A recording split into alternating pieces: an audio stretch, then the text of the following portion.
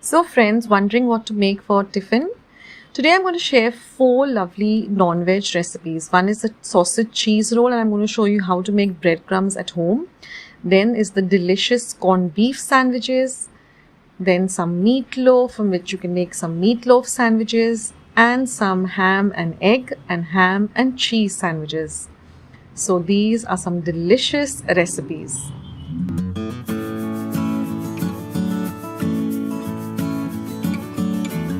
The bread crumbs out of the leftover bread sides, what I've done is I've just roasted all the bread sides that I've collected till nice and crispy, and then once they cool to room temperature, I'm just going to grind them to a very fine powder. And then once it's completely cool, I'm going to transfer it to a glass jar and I'm going to store it, and this lasts for almost a month if stored in an airtight container. So now let's continue with today's recipe of sausage cheese roll. So here I've taken 2 sausages. You can use any sausages. You can use the flavored ones or the plain breakfast sausages. And I've just cut them up like this. And then I have about half a tablespoon of oil heating up in my pan. I'm just going to fry these sausages really well.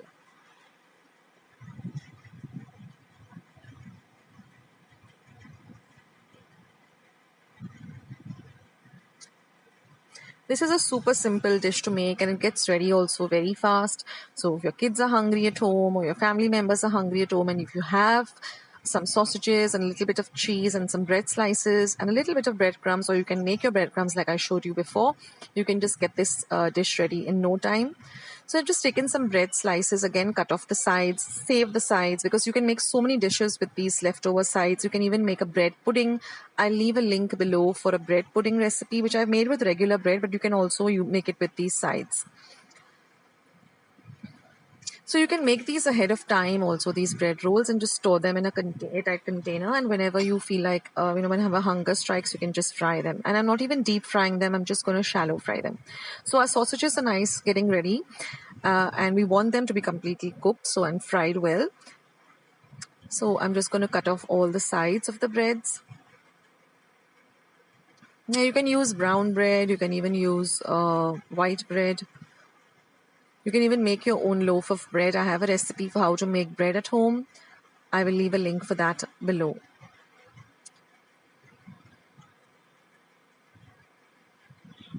So I just grabbed a steel container and I'm just going to store all of them and collect them and then make some recipe out of those slices of sides. I don't want to waste any of it. So now what are the other things we require? We require some water. These are the sausages which are fried really well.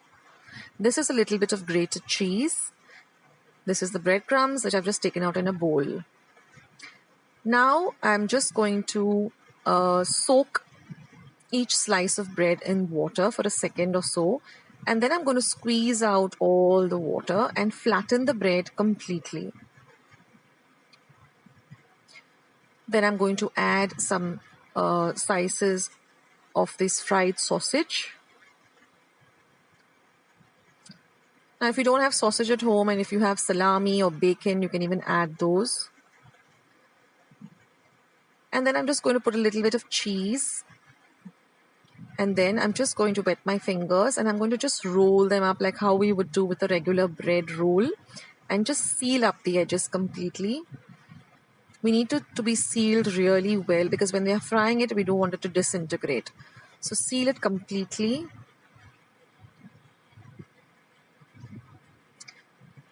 And then just roll it in the breadcrumbs. Now you could also use an egg wash. In other words, is you can just take one egg, just beat it up, dip this first into the egg and then dip it into the breadcrumbs. But even if you don't use an egg also, you can just directly roll, because the bread is a little bit wet, so it immediately, all the breadcrumbs just stick to them. So in this way you can prepare as many as you want, and you can then just shallow fry them in some oil. You could also deep fry them, but there's no real need for deep frying it. You can just shallow fry it till it's nice and golden brown. Now for the vegetarians, if you want to make the same recipe, you can stuff this with some mixed paneer vegetable, or you could use paneer, a little bit of just marinate your paneer in some ginger garlic paste and a little bit of salt and some chili powder, and then just fry the paneer very lightly, and you could use that too. If you have some leftover batata bhaji or potato bhaji, you could use that. The choices are endless. You can stuff this with anything.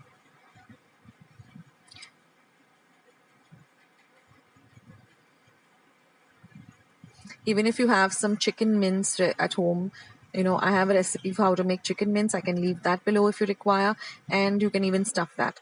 And now I'm just going to use 2 tablespoons of oil, and I'm just going to shallow fry them till they're nice and golden brown. You don't really need to cook this because our sausages are fried and the bread is also cooked. We just want to get that little golden brown color. So you could enjoy this with a nice dip, or you could even have it with some ketchup. So now you can see that it's nice and golden brown. You don't need to really cook it that much. And once you cut it up, you can see how nicely the cheese has melted, and it's really, really delicious. Simple yet delicious.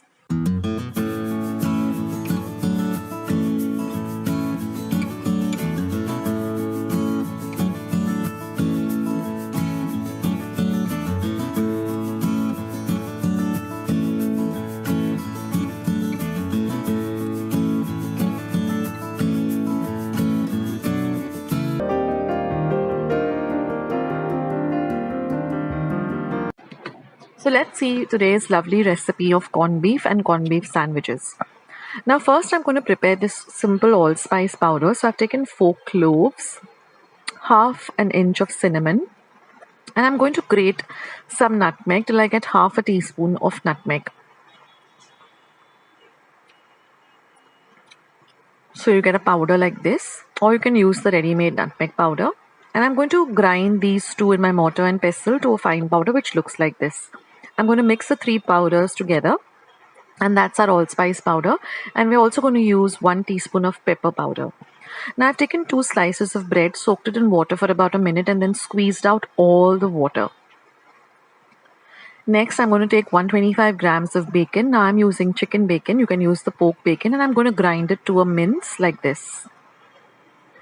We're also going to be using 1 egg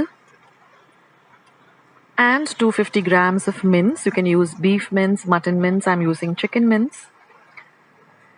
Now to a large mixing bowl, I'm going to add this mince or keema. Next, I'm going to add the bacon mince. Next goes in the soaked bread. That is the bread from which we soaked it and drained out all the water or squeezed out all the water. Next, I'm going to just beat the egg lightly and add it.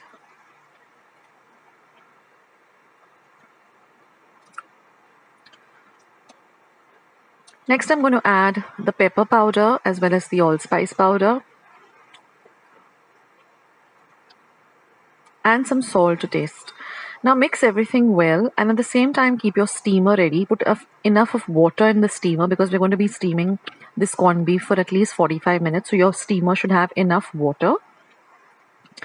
And then I'm going to transfer it to a vessel which fits into my steamer, which I use regularly to make my meatloafs and corned beef. I have put up a recipe for meatloaf. I will leave the link to that below, as well as to some other delicious recipes too. Now just pack it down nicely.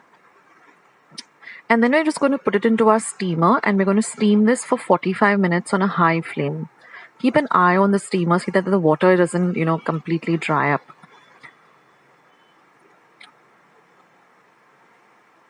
So steam it well for 45 minutes. Put a timer on your watch or on your phone. And after 45 minutes, let the the corned beef completely cool down, and then open up the steamer. And you can see that it's still hot and bubbly. And insert a knife. The knife should come out clean. That shows you that the corned beef is ready. So now let the corned beef completely cool for at least an hour. After that, we're just going to put it into our mixer jar, and we're going to grind this to a fine paste. Now, I remember my mom used to make these lovely corned beef sandwiches and give them to me, in my school lunch or whenever, and it was really, really delicious. And just grind it to a fine paste like this, and your corned beef is ready. So just transfer this to an airtight container, and you can keep it in your refrigerator. And now it's time to make some lovely corned beef sandwiches. So I've taken some bread, and I'm just going to cut off the edges. You can keep the edges if you like. So using a serrated knife, I'm just going to cut off the edges or the sides of the bread. I'm going to apply some butter, very little butter. Or if you like a generous amount, you can. See that the butter is evenly spread all over. And then we're going to, add a very, very generous amount of the corned beef. And see that it goes to all the sides of the bread. Don't leave anything. You shouldn't see any white. It should just be completely corned beef. Believe me, guys, these sandwiches are so, so delicious.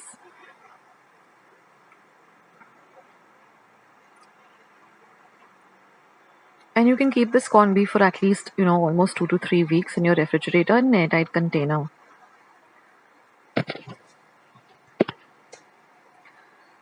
And once you've done that, you can just, add the other slice, buttered slice, keep it aside, and do the same with the other slice of bread. And then all you have to do is just cut it up into, whatever sizes you like, or just keep them whole like this. I like to make mini sandwiches. They look pretty, and, they look nice, and I like it that way. I like the mini sandwiches. I've also put up other sandwich recipes like coriander and coconut chutney sandwiches. I put up the rainbow sandwiches, so I'll leave all the links in the description box below. You can go there and just click on it. It will take you directly to the recipe.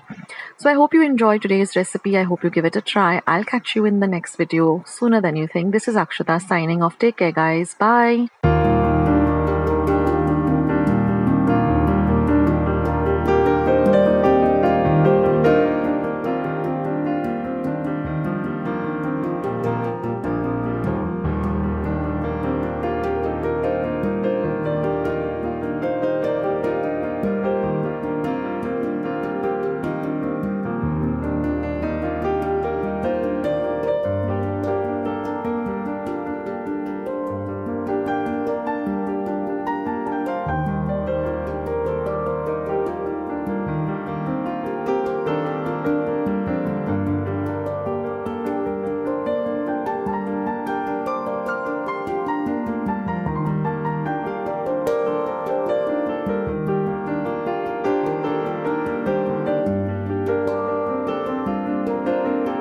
So let's see today's delicious meatloaf recipe with which you can make delicious sandwiches. So let's start with the easy and quick recipe.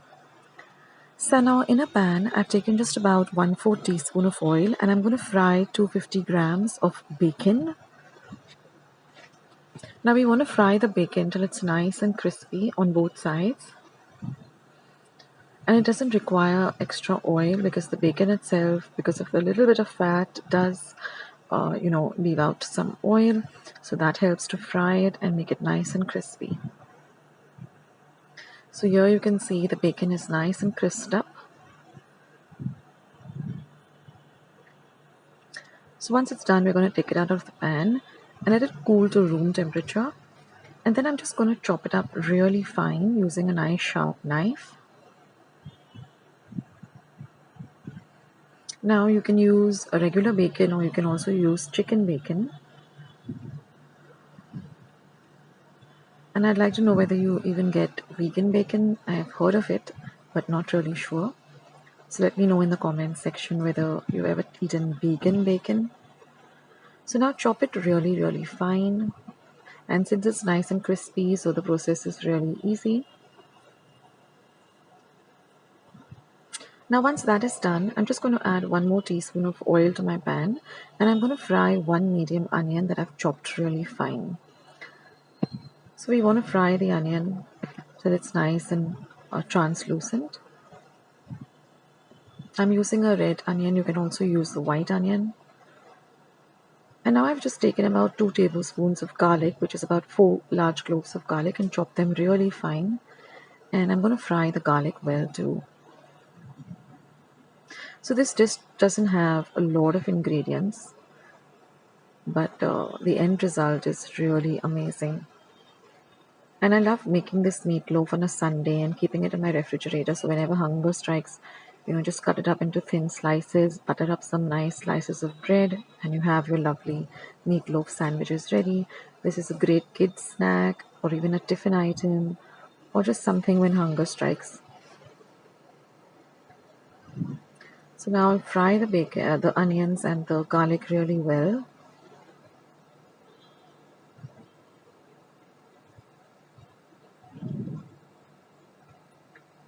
And now here I've taken 500 grams of mince. To that I'm going to add the fried bacon. Now again, you can use chicken mince, you can use mutton mince, you can use beef mince. I like to go with leaner meat, so I'm using chicken, and even the bacon I'm using is chicken bacon, which is easily available. And now I'm going to add 2 tablespoons of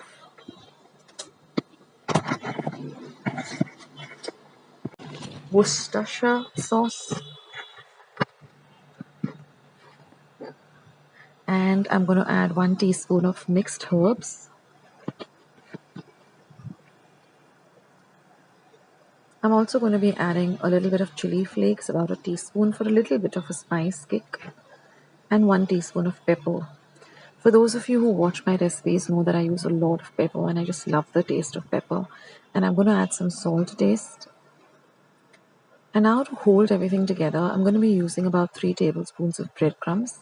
So all I've done is just taken some slices of bread and made them into crumbs in my blender. And now just one more ingredient, and that is an egg. So I'm just going to beat the egg and I'm going to add that too. So the eggs and the breadcrumbs really hold this whole thing together and make it into a lovely loaf. So add the egg, and then all you got to do is just mix everything really well together. So all of the ingredients are nicely well incorporated. So let me know in the comment section whether you make your meatloaf like this or you have a different recipe. I would love to hear from you guys. And now I've just greased my loaf tin with a little bit of butter, and I'm just going to add this entire mixture. And now I just want to pack it down really, really well. Now this would be a good time to preheat your oven to 180 degrees Celsius, which is around 356 degrees Fahrenheit, for about 10 minutes. So pat it down really, really gently.